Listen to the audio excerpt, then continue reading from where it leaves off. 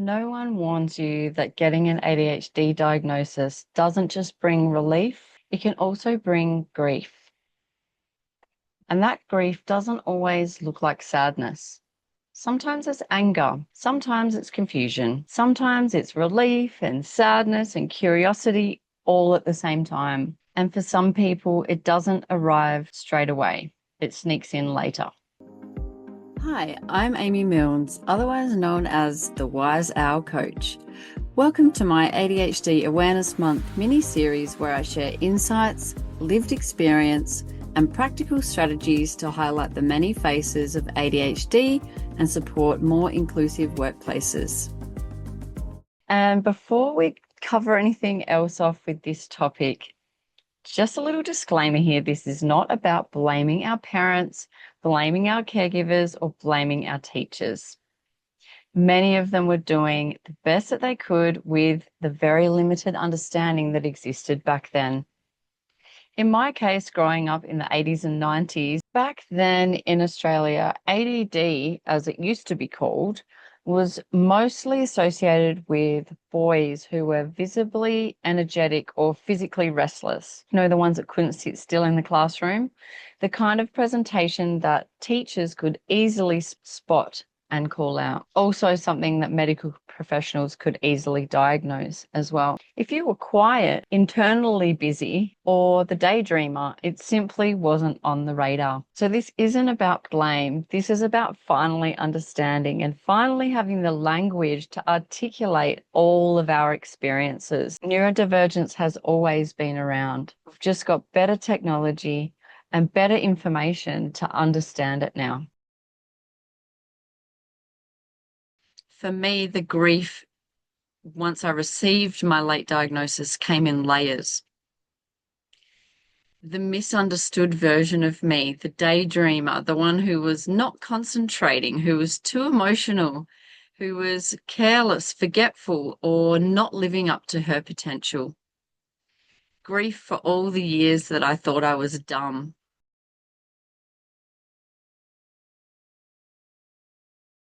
Moving through that grief wasn't neat or quick for me.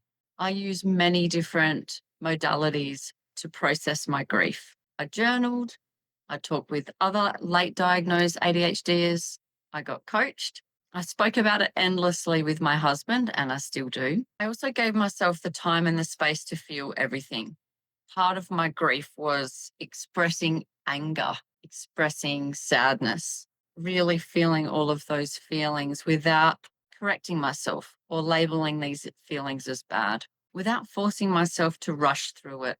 I spent a lot of time researching, a lot of time reading, a lot of time looking into what other people's experience were of late diagnosed ADHD. The relief was a deep nervous system release of finally hearing. It was never a lack of effort. It was a lack of context. And then this moment, the person that delivered my assessment looked at me and said, "Amy, you mentioned that you've always felt dumb.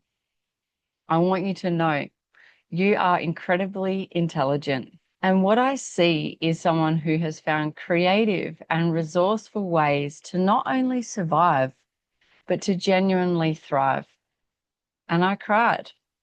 It was a big release. It was a big whole body shaking. It was a lifelong release in that cry. Because for the first time in my life, someone had reflected back to me that I wasn't actually broken. I wasn't failing at all. I was adapting. I had been problem solving my whole life.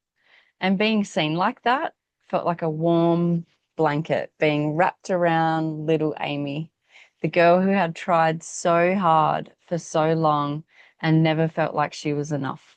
So if you are somewhere in this emotional tangle, however it's showing up for you, please hear me when I say there is no wrong or right way to feel. You're not behind. Everyone experiences this differently. Everyone processes this differently.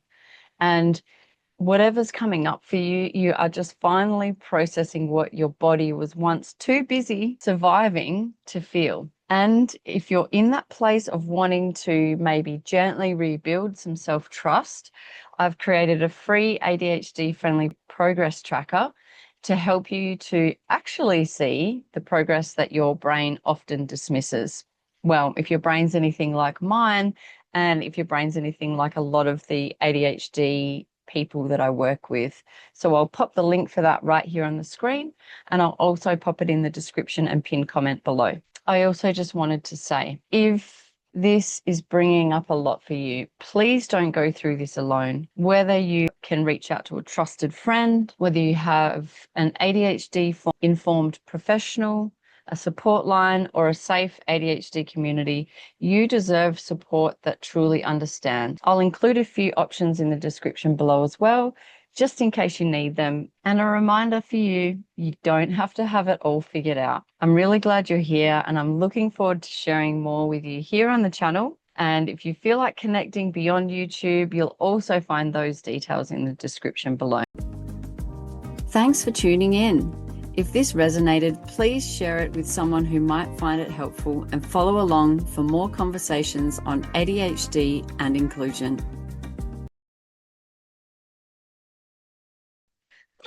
You mentioned you've always felt dumb.